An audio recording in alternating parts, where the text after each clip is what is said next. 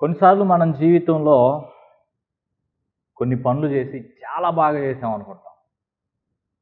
కానీ చివరికి వచ్చేసరికి మనం చేసిన ఆ పని ఎంత తీవ్రమైన నష్టాలకు దారితీస్తుందో కూడా గ్రహించలేని వారంగా ప్రవర్తిస్తూ ఉంటాం. ఆదికాండాన్ని మనం క్రమంగా ధ్యానిస్తూ ఆదికాండం 3వ అధ్యాయం 12వ వచనం వరకు వచ్చాం. ఈ వచనంలో కొంత భాగాన్ని గడిచిన భాగంలో మనం చూసాం. ఆదికాండం 3వ అధ్యాయం 12వ వచనం. అందుకు ఆదాము, నాతో నుండుటకు నీవు నాకు ఇచ్చిన ఈ స్త్రీయే ఆ వృక్ష ఫలములు కొన్ని నాకు ఇయ్యగా నేను తింటినని. ఈ యొక్క వచనంలో ఆ మొదటి భాగాన్ని మనం చూసాం. రెండవ భాగం గురించి ఆలోచిద్దాం. ఆదాము అంటున్న మాటల్లో ఆ వృక్ష ఫలములు కొన్ని నాకు ఇయ్యగా. దేవుడు అడిగిన ప్రశ్నలకు ఆదాము సమాధానం చెప్తూ నేను తినవద్దన్న పండు నువ్వు తిన్నావా అని దేవుడు అడిగినందుకు ఆయన ఆన్సర్ ఏంటంటే, నువ్వు నాతో నుండుటకు నాకు ఇచ్చిన ఈ స్త్రీయే ఆ వృక్ష ఫలములు కొన్ని తీసుకొచ్చి నాకు ఇచ్చింది, నేను తిన్నాను అని చెప్తున్నాడు. ఇక్కడ హవ్వ మంచి పని చేసిందా, చెడ్డ పని చేసిందా? హవ్వకున్నటువంటి ప్రేమ, హవ్వకున్న సేవాగుణం, హవ్వకున్నటువంటి ఔదార్యం, వీటిని బట్టి సంతోషించాలా, బాధపడాలా అర్థం కాకుండా మనం కూడా మన జీవితంలో చాలా మందికి చాలా ఇస్తూ ఉంటాం, బహుమానాలు ఇస్తూ ఉంటాం.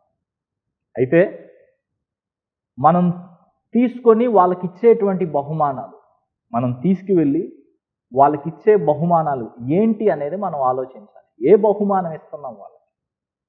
అంటే బహుమానంగా మనం వాళ్ళకి ఇస్తున్న వస్తువులు ఏంటి? ఇక్కడ వృక్ష ఫలములను తీసుకొని వచ్చి హవ్వ ఆదాముకి ఇచ్చింది. అది మంచి విషయమే. అలా ఇవ్వటం ద్వారా హవ్వకి ఆదాము పట్ల ఎంత ప్రేమ ఉందో తెలియపరుస్తాం.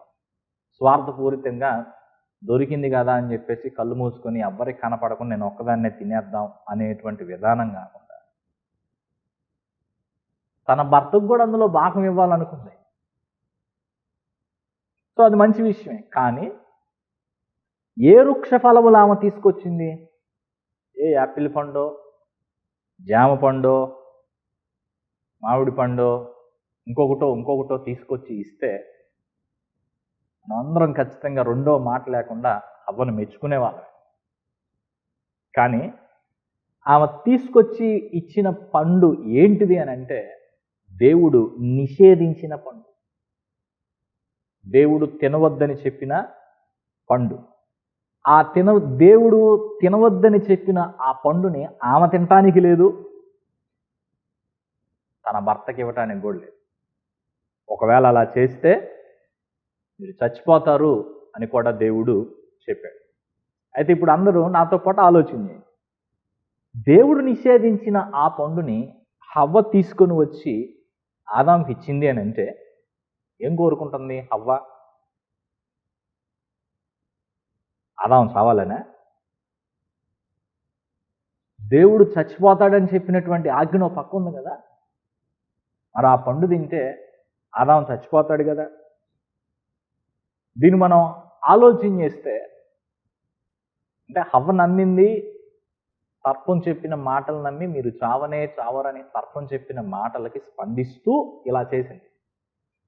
అయినప్పటికీ మనం ఇక్కడ ఆలోచించాల్సిన విషయం ఏంటంటే, సర్పం మాటలకు ఆమె మోసపోయింది, దాంట్లో ఆదాముకు కూడా భాగం ఇచ్చింది. కానీ తర్వాత కాలంలో జరిగింది ఏంటి?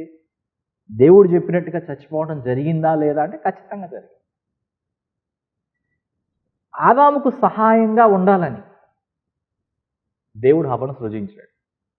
ఆదాము ఒంటరిగా ఉండటం మంచిది కాదు, సహాయంగా ఉండాలని దేవుడు హవ్వను సృజిస్తే ఆమె ఆదాముకు సహాయకరంగా ఉండటం ఏమో పక్కన పెడితే, ఇప్పుడు ఏమో చేసే పనులు ఎట్టున్నాయంటే ఆదాము ప్రాణాలు తీసే పనులుగా ఉన్నాయి. లేకపోతే ఆదాము చావుకు కారణమయ్యే విధంగా ఉన్నాయి. ఎందుకు ఇలా హవ్వ చేసింది అని అంటే 3 విషయాలు. ఒకటి ఆమె అవిశ్వాసం, 2 ఆమెకున్న గర్వం, 3 ఆమెకున్న అవిధేయత, 4 ప్రేమ. ఇవి ఆమె ఆ విధంగా ప్రవర్తించడానికి కారణమయ్యాయి. ఒకటి, దేవుని వాక్యం పట్ల ఆమెకున్న అవిశ్వాసం ఆమె ఆ విధంగా ప్రవర్తించే విధంగా చేసింది. 2, దేవుడు ఇవ్వకపోతే నేను తీసుకోలేనా అనేటువంటి గర్వం ఆమెను ఆ విధంగా చేయటానికి ప్రోత్సహించింది. 3, దేవుని ఆజ్ఞకు అవిధేయత చూపే మనస్తత్వం ఆమె ఆ విధంగా చేసే విధంగా ప్రోత్సహించింది. 4, తన భర్త పట్ల ఆమెకున్నటువంటి ప్రేమ ఆమెను ఆ పండు తీసుకొని వచ్చి తన భర్తకు ఇచ్చే విధంగా చేశాయి. హవ్వ మోసపోయింది. ఆమె మోసపోవటమే కాకుండా ఆమె మోసపోయినటువంటి విధానాన్ని మోసుకొని వచ్చింది. కొన్నిసార్లు కొంతమంది భార్యలు లేదా కొంతమంది భర్తలు ఇలాగే ప్రవర్తిస్తూ ఉంటారు. భార్యకు మేలు చేస్తున్నాం అనుకుంటారు, భర్తకు మేలు చేస్తున్నాం అనుకుంటారు, కానీ వాళ్ళకి తెలియకుండానే కీడు చేసేవాళ్ళుగా మారిపోతారు. అదే కోవకి పిల్లలు కూడా చెందొచ్చు. మా తల్లిదండ్రులకు మేము మేలు చేస్తున్నాం అనుకుని నా తల్లిదండ్రులు ఇది చూసి అలే మంచి పని చేసేవరా అని నన్ను మెచ్చుకుంటారు అని అనుకొని ఏదో ఒక పని చేస్తాం. తీరా చివరికి అది ఏమైందంటే మనం అవివేకమైన పని చేసామనే సంగతి లాస్ట్లో అర్థమైంది. సో ఇది మనం ఆలోచించాల్సిన విషయం ఏంటంటే, ఇలా మనం ప్రవర్తించినప్పుడు, హవ్వ ప్రవర్తించినట్టుగా మనం ప్రవర్తించినప్పుడు, హవ్వ దేవుడు ఆమెను ఎందుకు సృష్టించాడో ఆ ఉద్దేశాన్ని నెరవేర్చకుండా మరొక కార్యం జరిగించేదిగా మారిపోయింది. సాతాను మోసంలో మనం చిక్కుకోవటం మాత్రమే కాకుండా, ఇక్కడ సాతాను మోసంలో హవ్వ చిక్కుకోవటం మాత్రమే కాకుండా ఆదామును కూడా దాంట్లోకి లాగటానికి ఎలా ప్రయత్నం చేస్తూ ఉందో, ఈరోజు చాలామంది సాతాను మోసంలో వాళ్ళు చిక్కుకోవటం మాత్రమే కాకుండా ఆ మోసపు ఫలితాలు వారి కుటుంబ సభ్యులు, భర్త కావచ్చు, భార్య కావచ్చు, పిల్లలు కావచ్చు, తల్లిదండ్రులు కావచ్చు, వాళ్ళు కూడా అనుభవించే విధంగా వీళ్ళ యొక్క ప్రవర్తన విధానాలు ఉంటా ఉన్నాయి. ఎట్లా అంటే వాటిని వాళ్ళు మోసుకొస్తూ ఉన్నారు. ఈ మాటలు వింటుండగా నేను మీ దృష్టికి తీసుకొచ్చే ప్రశ్న ఇదే: నీ కుటుంబంలోనికి ఏం మోసుకొని వస్తున్నావు? నీ తోటి వ్యక్తికి దేన్ని బహుమానంగా ఇస్తున్నావు? కొంతమంది మూఢనమ్మకాలు మోసుకొని వస్తారు. అవే నమ్మకాలతో కొనసాగుతూ ఉంటారు. వాటినే ఇంకొక వ్యక్తికి నేర్పుతూ ఉంటారు. కుటుంబం అంతా దాని మీద నడుస్తాం. కొంతమంది వ్యర్థమైన భయాలు మోసుకొస్తారు. వాళ్ళకుంటాయి ఆ భయాలు, వాటినే కుటుంబంలో ఉన్న మిగతా వాళ్ళకి నేర్పుతూ ఉంటారు. అంటే వీళ్ళు భయపడటమే కాకుండా కుటుంబంలో ఉన్న మిగతా వారందరినీ భయపెడుతూ ఉంటారు. అమ్మో అట్ట జరిగిద్దాం, అమ్మో అట్ట జరిగిద్దాం. సో ఆలోచించుకోవాలి, ఏం మోసుకొస్తున్నాను నేను నా కుటుంబంలో, ఏమిస్తున్నాను నేను నా స్నేహితులకి, ఏమిస్తున్నాను నేను నా పిల్లలకి, కుటుంబానికి నేనేమిస్తున్నాను. అంతేకాకుండా ఇక్కడ మనం ఆలోచించాల్సిన విషయం ఏంటంటే, మనం ఇచ్చే వాటిలో దేవుడు నిషేధించినవి ఉంటున్నాయా? దేవుడు వేటిని ఇవ్వద్దన్నాడో,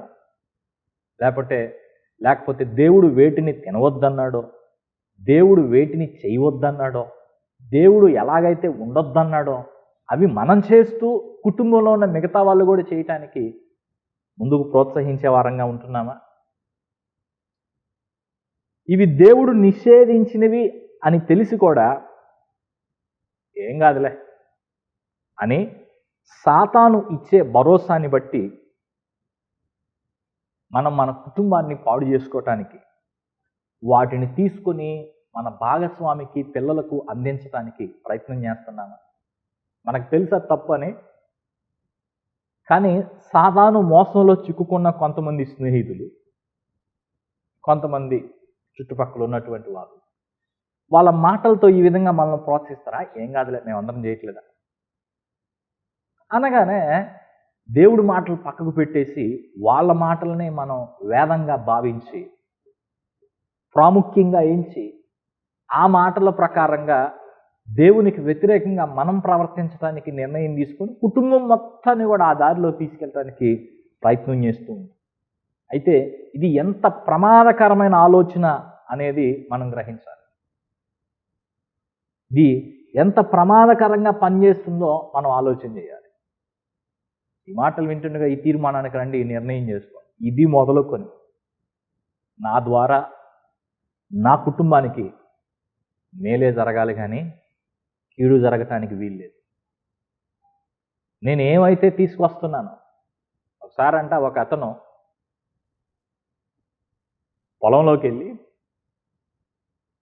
కొన్ని ద్రాక్షకాయలు చూసి అవి వెర్రి ద్రాక్ష అనే సంగతి తెలియక, వాటి గుణం ఏందో తెలియక అవి తీసుకొచ్చి కూరలో వేశాడు. ఏమైంది? విషం అయిపోయింది. అయ్యో విషం అని చెప్పి తర్వాత వాళ్ళు ఆశ్చర్యపోయేవారుగా ఉన్నారు. సరే, దానికి దేవుడు వేరే పరిష్కారాన్ని తర్వాత చూపించిన ఇక్కడ మనం గ్రహించాల్సిన పాఠాన్ని గమనించాం. ఏం జరుగుతుంది మన ద్వారా మన కుటుంబానికి? ఏమి తీసుకొస్తున్నాం అదే ఆలోచించాలి. ఏమి తీసుకొస్తున్నాం, ఏమి మోసుకొస్తున్నాం, దాని ద్వారా మన కుటుంబానికి ఏం జరుగుతుంది? అయితే ఇది మొదలుకొని నా కుటుంబానికి మేలే జరగాలి, నా మూలంగా కీడు జరగకూడదు దేవా, అలా ఉండటానికి నాకు సహాయం చేయమని దేవుని సహాయాన్ని మనం కోరుకునే వారంగా ఉండాలి. ఇప్పుడు హవ్వ ఆ వృక్ష ఫలాలను తీసుకొచ్చి ఆదాంకి ఇచ్చినట్టుగా మనం కూడా ఏం చేస్తామంటే మన తల్లిదండ్రులకి, పిల్లలకి, భర్తకి, భార్యకు ప్రేమను గొప్పగా కనబరుస్తున్నాం అనుకుంటాము. నేను ఎంత ఎక్కువగా వీళ్ళని ప్రేమిస్తున్నాను అనుకుంటూ వాళ్ళకి కొన్ని ఇవ్వకూడనివి ఇచ్చి వాళ్ళ జీవితాన్ని నాశనం చేసే వారంగా ఉంటాం. ఈ విషయాన్ని అందరూ ఆలోచించండి. మాటలు వింటున్న స్నేహితులారా గమనించండి. మీ స్నేహితులకు మీరేమిస్తున్నారు? ఫ్రెండ్స్ చాలా ఇచ్చిపుచ్చుకుంటారు. స్కూల్లో, కాలేజీలో చాలా ఇచ్చిపుచ్చుకుంటారు. నేను మాట్లాడుతుంది ఇచ్చిపుచ్చుకుంటారు అని అంటే వస్తువుల గురించి కాదు, బట్టల గురించి కాదు, బహుమానాల గురించి కూడా కాదు. మాటలు ఇచ్చిపుచ్చుకుంటారు. చాలా మాట్లాడుకుంటారు, చాలా ఎక్కువగా మాట్లాడుకుంటారు. హవ్వ నిషేధించబడిన ఫలాలు తీసుకొచ్చి ఆదాంకి ఇచ్చినట్టు మీ ఫ్రెండ్స్, మనం మన ఫ్రెండ్స్కి ఏమిస్తున్నాం? కొంతమంది వ్యర్థమైన సంగతులను తీసుకొచ్చేస్తారు, పనికిమాలిన విషయాలు. ఇంకొంతమంది వ్యర్థమైన పుస్తకాలను తీసుకొచ్చేస్తారు. ఇలాంటివి ఎన్నో చెప్పుకుంటూ వెళ్ళొచ్చు. ఏమి ఇస్తున్నాం? తల్లిదండ్రులు ఆలోచన చేయాలి. హవ్వ పండిస్తే తల్లిదండ్రులు పిల్లలకి వాళ్ళకి వయసు రాకముందే వాళ్ళు దాన్ని ఎలా ఉపయోగించుకోవాలో వాళ్ళకి అర్థమయ్యే వయసు రాకముందే హోదా కోసం, గొప్పతనం కోసం ఖరీదైన వస్తువులు వాళ్ళ చేతుల్లో పెడుతున్నారు. వాళ్ళకు ఉంది, మాకు లేకపోతే ఎట్ట? మేము తగ్గిపోమా? వాళ్ళ అమ్మాయికి ఉంది, వాళ్ళ అబ్బాయికి ఉంది, మా అబ్బాయికి లేకపోతే ఎట్లా? సో మనం అనుకుంటాం నేను గొప్ప బహుమానం ఇచ్చాం అని మనం సంతోషపడుతున్నాం, కానీ దాని ద్వారా వాళ్ళ జీవితాల్లో ఏం జరుగుతుంది? దాని ద్వారా వాళ్ళ జీవితాల్లో మేలు జరుగుతుందా, కీడు జరుగుతుందా? ఇది ఆలోచించాలి. చిన్నపిల్లలకి షాక్ ఇవ్వలేంగా? ఇస్తామా? ఇవ్వం. ఎందుకని? దానివల్ల జరిగే నష్టమేంటో మనకు తెలుసు. ఇప్పుడు హవ్వ ఇచ్చిన వృక్షఫలం స్థానంలో ఫోన్ ఉంటుంది. తల్లిదండ్రులే ఆ విషయాల్లో పిల్లలను కొన్నిసార్లు ప్రోత్సహించేవారుగా మారిపోతున్నారు. ఖరీదైన మొబైల్ ఫోన్ ఏమిస్తున్నారు? తర్వాత భాగాన్ని ఇక్కడ మనం గమనిస్తే ఆదాం అంటున్నాడు, ఆ వృక్ష ఫలములు కొన్ని నాకు ఇయ్యగా నేను తింటినా. ఇది ఇంకో సంగతి. ప్రజెంట్ డే ఫ్యాషన్ ఏమో ఇది. తప్పు మనం చేయటం, ఇంకొకటి మీదకి నెట్టేయడం. నాకేం తెలియదు. ఆదాం తాత నేర్పింది ఇది చాలా సులభం. తప్పు మనం చేసి ఇంకొక వ్యక్తికి మీదకి దాన్ని నెట్టేయడం. ఇప్పుడు మనకు ఎంతోమంది ఎన్నో ఇస్తూ ఉంటారు ఇప్పుడు వరకు నేను చెప్పినట్టుగా. అయితే దీన్ని ఎలా తీసుకోవాలి అనేది మనకు తెలిసి ఉండాలి. దాన్ని తీసుకునే విషయంలో మనకి అవగాహన ఉండాలి. ఆ విచక్షణ మనకు లేకపోతే ఏం తీసుకోవాలి ఏం తీసుకోకూడదు అనేటువంటి విచక్షణ మనకు లేకపోతే జాగ్రత్తగా వినండి. జరిగే నష్టంలో ఇచ్చిన వ్యక్తికి ఎంత పాత్ర ఉండిద్దో తీసుకున్న మనకు కూడా అంతే పాత్ర. ఆ వ్యక్తి ఇచ్చాడు, నా జీవితం ఇలా అయిపోయింది అని చెప్పగలుగుతామా? లేదు. ఎందుకని? ఆ వ్యక్తి ఇచ్చాడు, నీ ఇష్టం, నువ్వు తీసుకుంటావో తీసుకో. ఇంకొక ఫ్రెండ్ వచ్చి నీ చెవులో ఆ మాటలు చెప్తున్నాడు, వింటావా మానుకుంటావా నీ ఇష్టం. ఒక వీడియో థంబ్నెయిల్ నీకు ఆ విధంగా కనబడింది, క్లిక్ చేస్తావా మానుకుంటావా నీ ఇష్టం. ఎన్నో ఆఫర్ చేస్తున్నాం మనం, ఎన్నో ఇస్తున్నాం. కానీ పుచ్చుకునే విషయంలో మనకు విచక్షణ కావాలి, బాధ్యత కలిగి మనము ప్రవర్తించే వారంగా ఉండాలి. అంతేగాని తప్పు మనం చేసి ఇంకొక వ్యక్తి మీదకి దాన్ని నెట్టే వారంగా ఉంటాం. 2 చేతులు కలిస్తేనే చప్పట్లు, ఒక చేయి చప్పట్లు కొట్టిద్దా? అలాగే ఇచ్చే చెయ్యి పుచ్చుకునే చెయ్యి, షేక్ హ్యాండ్ ఇవ్వాలి అంటే ఇలా 2 చేతులు, ఇచ్చే చెయ్యి పుచ్చుకునే చెయ్యి 2 చేతులు కలిస్తేనే ఆ కార్యం పూర్తవుతుంది. సో ఇచ్చే వ్యక్తిది తప్పు అని అంటే పుచ్చుకునే వ్యక్తిది కూడా తప్పే. ఇచ్చే వ్యక్తిది ఎంత తప్పు ఉంటుందో పుచ్చుకునే వ్యక్తికి కూడా అంతే తప్పు. సో ఇచ్చేవారు ఇస్తా ఉన్నారు, మరి పుచ్చుకునేవారు లేకపోతే ఇచ్చేవాళ్ళు ఇస్తానే ఉంటారా? ఇచ్చేవాళ్ళు ఇస్తున్నారు, తీసుకునే వాళ్ళు ఎవరు లేకపోతే ఇచ్చేవాళ్ళు ఇస్తానే ఉంటారా? తీసుకుంటున్నారు కాబట్టి వాళ్ళు ఇస్తూ ఉంటారు.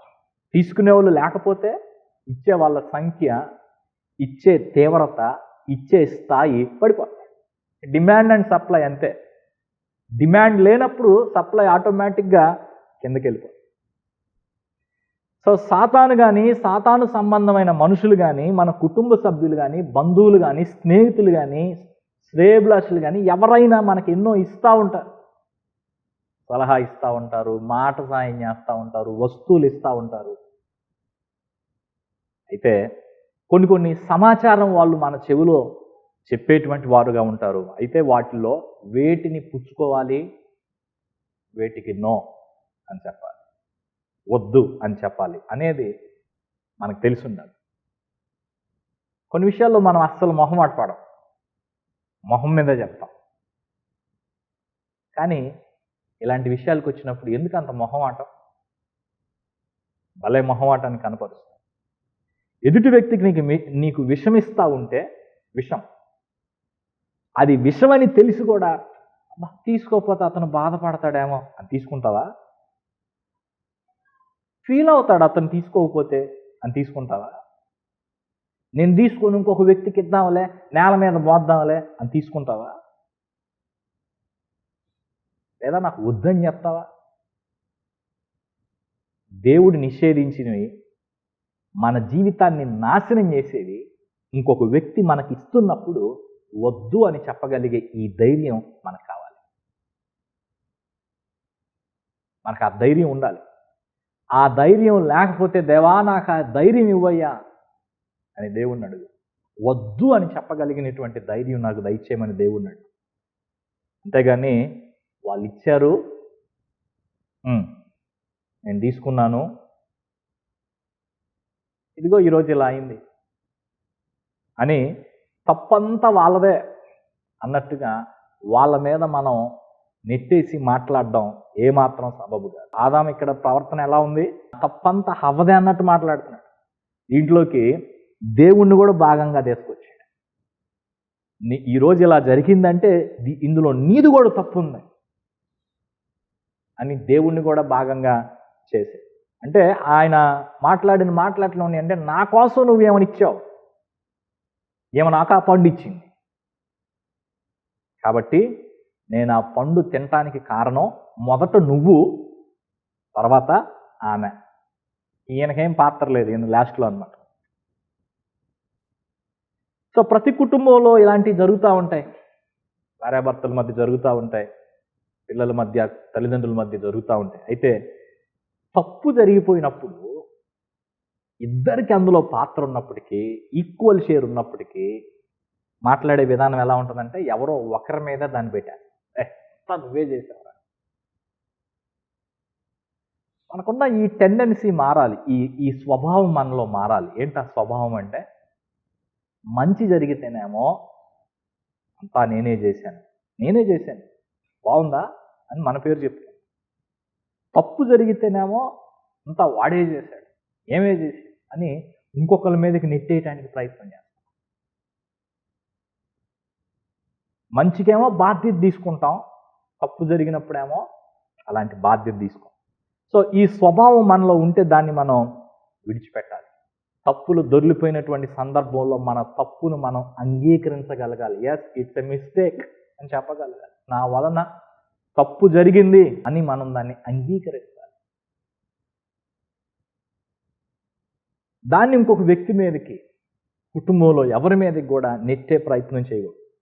ఇంకా క్రైస్తవులమైన మనం నేర్చుకోవాల్సిందంటే, అవసరమైతే ఇంకొక వ్యక్తి యొక్క తప్పు కూడా యేసయ్య తన మీద వేసుకున్నట్టుగా మన మీద మోపుకోవటానికి సిద్ధంగా ఉండాలి. అలాంటి గొప్ప మనసు ఉండాలి. తప్పు వాళ్ళదేమి లేదు, నాదన్నట్టు దాన్ని మనం స్వీకరించగలిగేటువంటి వారంగా ఉండాలి. కాబట్టి తప్పు నీదంటూ నిందించుకుంటూ, వాదాలు ఆడుకుంటూ జీవించేటువంటి వారంగా కాకుండా, ఇంకా ఒక అడుగు ముందుకేసి ఒకరినొకరు కొట్టుకుంటూ, గాయపరుచుకుంటూ కొనసాగకుండా దేవుని దగ్గరికి వచ్చి ఆ తప్పును ఒప్పుకుంటే దేవుడు క్షమిస్తాడు. మన జీవితాన్ని నూతనంగా ప్రారంభించడానికి మరొక మంచి అవకాశం ఇస్తాడు.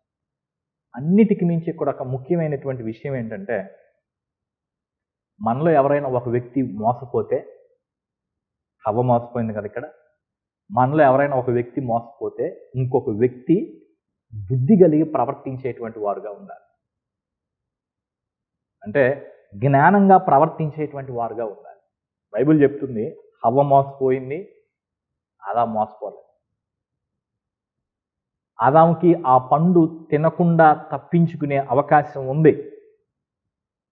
ఆదాము ఎందుకు మరి ఆ పండు తిన్నాడంటే, ఆమె మాట విని ఆ పండు తిన్నాడు. దీనికి రకరకాలైన వ్యాఖ్యానాలు. ఆమె మాట విని ఆ పండు తిన్నాడని, ఆమె మీద ప్రేమతో ఆ పండు తిన్నాడని, ఆ పండు తింటే ఆమె చచ్చిపోయింది కాబట్టి ఆమె ఒక్కతే చనిపోకూడదు, నాకు కూడా పార్ట్నర్షిప్ కావాలని ఆదాము ఆ పండు తిన్నాడని, కష్టాల్లో ఆమెకు తోడుగా ఉండాలన్న ఉద్దేశంతో ఆ పండు తిన్నాడని, ఇలా రకరకాలైన వ్యాఖ్యానాలు మనం చేయొచ్చు. కానీ ఆదాముకు తప్పించుకునే అవకాశం ఉంది, కానీ దాన్ని పక్కకు పెట్టి ఆదాము అందులో భాగమైంది. కాబట్టి మనకి ఎన్నో ఇవ్వబడుతున్నాయి. వాటి విషయాల్లో వివేచన కలిగి, జ్ఞానం కలిగి వాటిని పుచ్చుకునే వారంగా మనం ఉండటానికి తీర్మానం చేస్తాం. ఈరోజు 2 విషయాలు ప్రాముఖ్యంగా నేర్చుకున్నాం. ఒకటేంటంటే, ఇచ్చేవాళ్ళు ఏమిస్తున్నాం, పుచ్చుకునే వాళ్ళు ఏం పుచ్చుకుంటాం. సో మనం ఇచ్చేవి ఆలోచన కలిగి ఇవ్వాలి, మంచి వాటిని ఇవ్వాలి. పుచ్చుకునేవారు ఆలోచన కలిగి తీసుకోవాలి. అలాంటి విచక్షణ, అలాంటి మంచి మనస్సు దేవుడు మనకు అనుగ్రహించినట్లు దేవుని సన్నిధిలో ప్రార్థన చేద్దాం. పరిశుద్ధుడైన తండ్రి, నీకు స్తోత్రాలు. మా జీవితాల్లో హవ్వ ప్రవర్తించినట్టుగా, ఆదాము ప్రవర్తించినట్టుగా మేము ప్రవర్తించకుండా జాగ్రత్త పడుటకు సహాయం చేయి. హవ్వ ప్రవర్తించినట్టుగా మేము ప్రభువా మేము గొప్పగా ఏదో చేస్తున్నామని భావించి దాని భవిష్యత్ ఏమైందో అర్థం కాక వ్యర్థమైన నిర్ణయాలు చేసి మేము పడిపోయిన మోసంలోనికి మా కుటుంబాన్ని కూడా లాగేవారంగా మేము ఉండక, జ్ఞానం కలిగి ఒకరికొకరు ఇచ్చిపుచ్చుకునే విషయాల్లో ప్రవర్తించినట్లు సహాయం చేయి. మేము మోసపోయిన సందర్భంలో దానికి కారణం ఇంకొకరు ఎవరో అన్నట్టు మా తప్పుని మేము అంగీకరించకుండా ఆదాములాగా మోపేవారంగా కాక, ఇచ్చేవారు ఎన్నో ఇస్తున్నప్పటికీ విచక్షణ కలిగి మేము ప్రతి విషయంలో ప్రవర్తించుటకు నేర్చుకునే వారంగా ఉండటానికి సహాయం చేయి.